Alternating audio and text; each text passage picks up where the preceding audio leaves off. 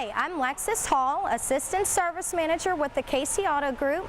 I am here today to demonstrate the complimentary multi-point inspection that we perform on every vehicle that comes into our facility.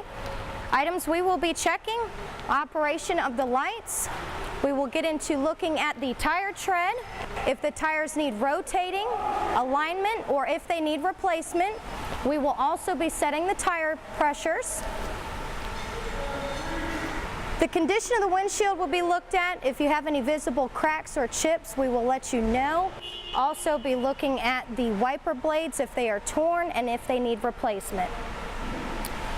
We will pull your filters out, look at the filters, see if they are dirty and need to be replaced.